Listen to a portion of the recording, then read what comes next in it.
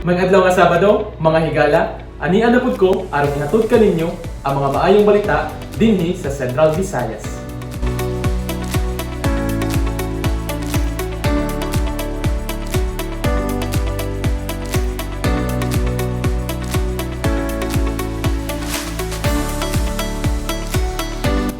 Atong paminawon ang maayong balita didto sa Bohol.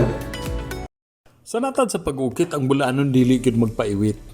Ang pagkamamugnaon ug kakugi ang kinaiyang bulaanon na padayag permi. Tanawa ang mga karaang retablo ug ang ukit sa mga dagkong bato. Dili ikatingala nga si Napoleon Billy Abueva may dili ordinaryo nga kinaiya. Sa Duere Bohol nagbata apan sa abilidad dili gud siya magpabiya. Bata pa siyang nagsigi kulit sa mga nagkadaiyang porma. Kini nagtulak sa iyang pamilya nga ipadaan siya sa formal nga pagtuon dito sa Manila. 1950 pa nang dihang nahimong scholar sa College of Fine Arts sa UP. Gimatuto ni national artist Guillermo Tolentino si Billy ug misamot ang iyang kakugi. Sukad niadto permi niyang makuha ang mga premyo sa Art Association of the Philippines nga mga torneo. Human ang kurso tapusa, na scholar na usab sa Master in Fine Arts sa Amerika ug didto ang iyang abilidad dili na gid basta-basta. Walay kahadlok mo gamit sa bisan unsang medium, makuha lang ang iyang gidamgong propesyon. Gamit ang mga tigib, walay troso ug kahoy nga iyang gipasaylo. Na master sa pagkulit sa puthaw, bronze ug asiraw, may obra usab siya sa fiberglass, marmol ug semento. 1976 diyang gitudlo ang bulanong si Abueva nga national artist. 46 anyos pa siya. Kitamod nga father of modern sculpture kay national artist ng sculpture. Sa iyang pagkamatay miuli na ang mga obra ni Billy Abueva sa iyang balay. Kini sa National Museum gihaman aron sa yon lang makita dinhi sa Tagbilaran. Subaya ang mga kulit ni Billy Abueva diya sa National Museum sa Tagbilaran nakabalandra. Gikan sa National Museum sa Bohol alang sa maayong balita Central Visayas ug sa PIA Bohol kini si Ray Antonicio mga sano. Aniya usab ang maayong balita sa Negros Oriental. Napuno og pahiyom ang mabulokon ug engrande nga kasaulugan sa Buglasan Festival karong Oktubre.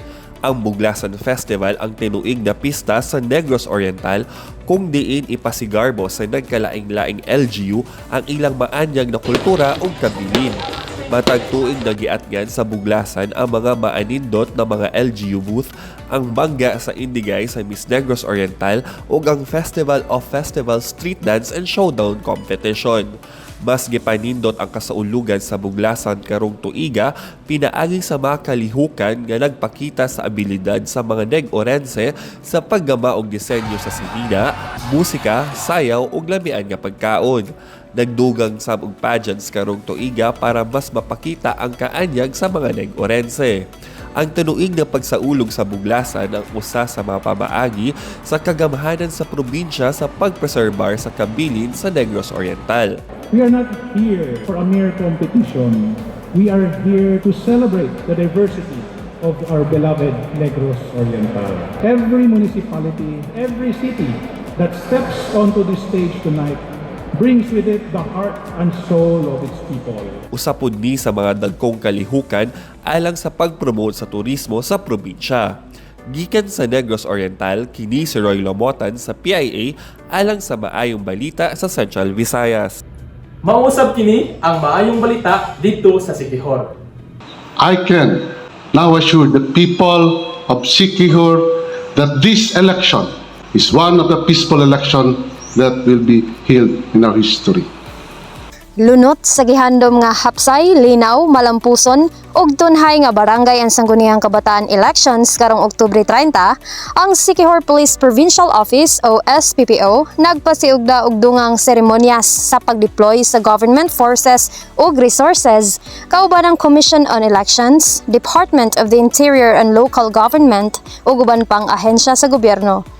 Gibindisyonan sa kaparian og pastor sa relihiyosong sektor, andam na og tagana sa pagserbisyo publiko alang sa malabot nga piniliay ang 465 ka mga baskog Aktibo, patas ug matinudanong miyembro sa Siquijor Provincial Task Group gilangkuban sa 16 ka Provincial Disaster Risk Reduction and Management Personnel, 31 sa Bureau of Fire Protection Siquijor, 32 sa Philippine Coast Guard Siquijor Station, 38 sa 11th Infantry Battalion, 3rd ID Philippine Army, 17 sa National Administrative ug Operational Support Units ug 331 sa Siquijor Police Provincial Office. Nagpaabot usab og mensahe sa pagsuporta ug pakikiusa ang mga lider sa nagadaiyang ahensya sa gobyerno. Ang seremonya gipahigayon sa SPPO Headquarters Kaipilan, Siquijor. Our services as security forces will be needed to ensure a safe and peaceful Barangay and Sangguniang Kabataan Election 2023. With those plannings, simulation exercises, coordination meetings, symposiums, and forums that we had, coupled with our good partnership to other government agencies and stakeholders, I can say now that we are ready for any challenges that comes our way. Alang sa mayong balita sa Siquijor, ako si Ninya Rose Oxo. Ug di usab magpawahi ang Cebu alang sa ilang maayong balita. Mukabat sa 12,000 ka mga nagkasagol nga contingents gikan sa kapulisan, militar ug uban pang ahensya sa gobyerno ang i-deploy alang sa pagpatuman sa balaod ug pagsiguro sa seguridad ug kaluwasan sa nagkalain-laing bahin sa Central Visayas alang sa ipahigayon nga barangay ug sangguniang kabataan elections.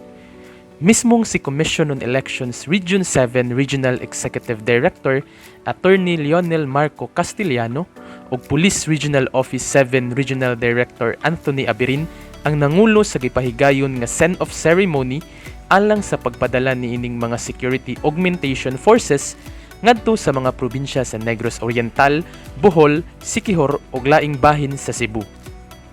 Lakip sa kinatibuk-an, anaa sa 1,645 ka mga personnel sa kapulisan ang moserbisyo kuyog sa ubang mga uniform personnel aron masiguro nga luwas, patas ug malampuson ang pagpahigayon sa umaabot nga piniliay sa tibuok Rehiyon 7. Libuan usab nga pwersa nga sakop sa Philippine Army, Philippine Coast Guard ug uban pang mga nagunang ahensya sa gobyerno ang ipakatap alang usab sa pagsiguro sa seguridad ug paghatag og mga gikinahanglang suporta sa pagpahigayon sa eleksyon. Ang 2023 Barangay and Sangguniang Kabataan Elections ipahigayon karong Oktubre 30. Ug mao kato ang mga maayong balita dinhi sa Central Visayas. Alang sa dugang detalye, bisitaha ang mosunod.